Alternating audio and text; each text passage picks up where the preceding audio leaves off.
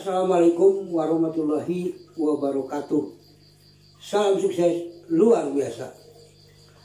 Selamat malam. Pada kesempatan ini saya akan menjelaskan, akan menguraikan konsep AIDA. Attention, Interest, Desire, Action. Pada sebuah kegiatan yang memerlukan publisitas atau kegiatan yang membutuhkan daya tarik, attention, perhatian semua orang, sehingga kegiatan itu mendapatkan hasil yang optimal. Baik, kita mulai dengan konsep pertama, yaitu attention. Attention dalam bahasa Indonesia artinya perhatian. Perhatian atau attention ini biasanya diucapkan, disuarakan agar orang-orang melirik, agar orang-orang memperhatikan bahwa ada satu kegiatan, bahwa ada sesuatu yang harus diketahui, yang harus dikenali, yang harus diperhatikan. Ya. Nah, pada konsep attention ini tentu selain kata-kata atau suara, juga yang lebih penting, ya, yang lebih penting adalah bagaimana supaya kita menjadi daya tarik orang lain, menjadi daya tarik semua orang, ya.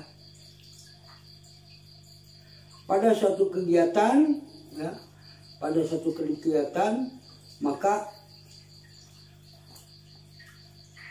dipersiapkan suatu area atau suatu lokasi, ya, dengan banyak atribut tersebut dengan warna-warna yang mencolok, dengan kata-kata yang bombastis atau nyeleneh, atau bisa juga kata-kata yang tidak umum, ya, yang kadang-kadang mengerutkan dahi, yang kadang-kadang kita bertanya apa hubungannya, padahal tidak ada hubungannya, tapi itu semata-mata untuk menarik perhatian, ya. Misalnya pada iklan rokok, di jalan-jalan itu ada kata-kata, ada tulisan, bukan basa-basi.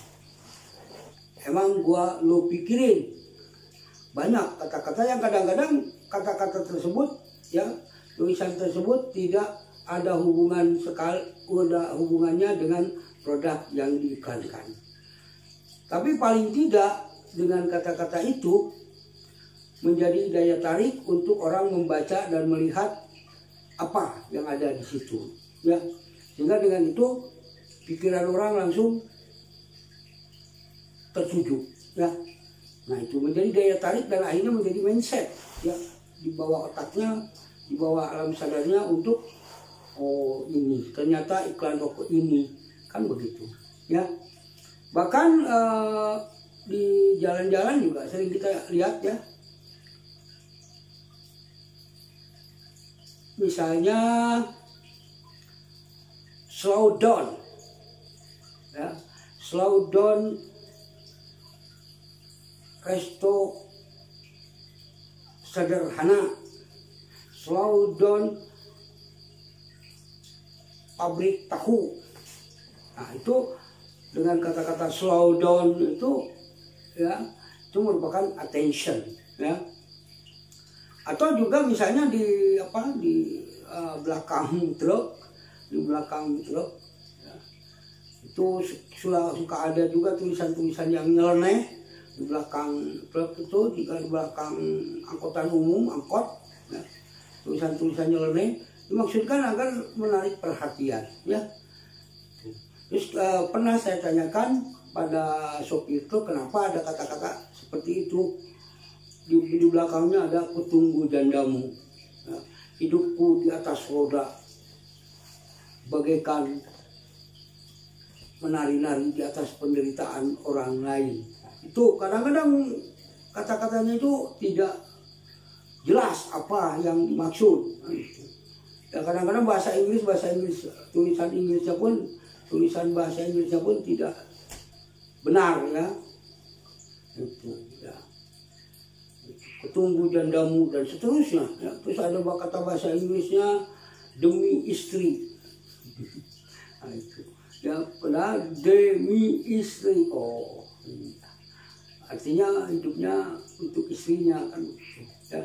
Nah, itu attention. Kemudian pada sebuah kegiatan, ya, kita biasanya menggunakan kata-kata juga halo, selamat malam, selamat siang, dan seterusnya. Bapak, ibu sekalian, kita perhatikan, kita dengarkan. Itu adalah kata-kata attention, ya, untuk mencari perhatian orang lain, ya. Atau juga selain tadi dengan kata-kata juga dengan spanduk, ya, dengan spanduk, dengan banner, dengan billboard, ya. Itu dengan sinar-sinar yang menyala, ya, dengan spanduk yang kadang-kadang mengganggu konsentrasi, ya, pengemudi di jalan, ya.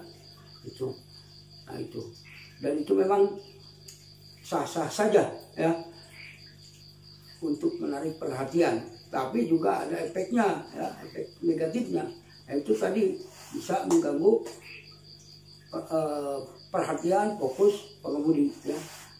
Nah, itu terkait masalah attention. Kemudian interest, ya, interest itu tertarik, ya, setelah memperhatikan pada akhirnya tertarik, ya, tertarik. Oh iya, ini iklan rokok ini bagus juga, ya. Iklan rokok ini dilihat gambarnya, ya, dilihat kemasannya juga eksklusif, mewah, misalnya seperti itu, ya. Kalau rasanya kan belum tentu, ya, kita yang merasakan, ya. Atau juga misalnya iklan-iklan sabun mandi restoran, ya. Restoran diperlihatkan hidangan-hidangannya yang disediakan, kan, itu kulub jengkol, ya, gitu.